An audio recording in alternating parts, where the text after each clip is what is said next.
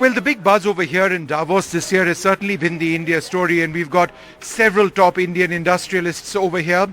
The Mahindra group is deeply invested in the process of sustainability. They're deeply invested in the process of making a transition to electric vehicles. We've got a wonderful guest with us, the MD of Mahindra, Mr. Anish Shah. Thanks very much for being with us. You have made this transition to electric vehicles quite some time back. It's been a couple of years. How is that going? That's moving very well. We've just announced pricing for the XUV 400, and we will be opening bookings on 26 Jan. Beyond that, we've got a slate of born electric SUVs coming up over the next couple of years. So stay tuned for a lot more action on that front. Now, how is this part of what the Mahindras firmly believe in? Sustainability. It's not just a buzzword; it's a reality for you. How do you intend to interpret that, or how is that going forward for you? So sustainability is a journey we started in 2008, well before it took the headlines. There's been a lot of work we've done on it, and we're actually at the forefront of greening ourselves, of decarbonizing our industries, of nurturing the planet. And even as we look at global companies, we are one of the leaders in this space, and we've been in a number of discussions at the World Economic Forum. In a number of different sessions they have, the International Business Council, the First Movers Coalition, the Alliance of Global CEOs for Climate Change. And very glad to say that the Mahindra Group and in many ways India is now leading the charge in terms of driving sustainability. Right. One of the biggest problems in the EV space is rationalization of costs for batteries. And therefore electric vehicles are not available to many more people who would otherwise possibly have liked to have invested in them. How do you see the way ahead in terms of rationalizing battery costs?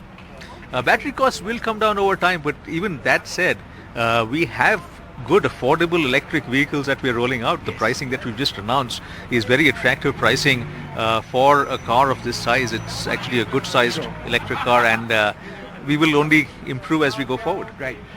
One or two more questions. Safety is another area where the Mahindras have excelled. Year after year, NCAP ratings are phenomenal, 5-star, 5. So again, how is that a priority for you? Because let's face it, for many Indian car companies, it's not been the same priority that it should be. So that is who we are. We've made tough, rugged, authentic SUVs.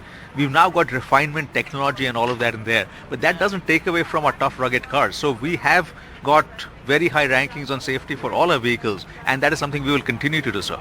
And is that going to be a ground-up approach for any new platform, that you'll have a minimum level of safety, not just because India requirements, you want to exceed India requirements? We will not just have a minimum level of safety, we will have the highest level of safety.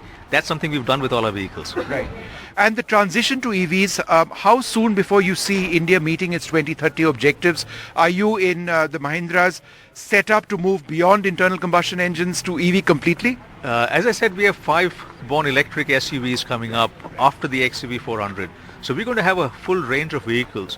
Our expectation is that by 27, which is roughly about 4.5-5 years from now, we will be at 25 to 30% transition to electric for our models. And beyond that, we will see an inflection point once charging time comes down. Right. That's important for infrastructure to come in. Yeah. And that infrastructure is essential for that inflection point for electric vehicles.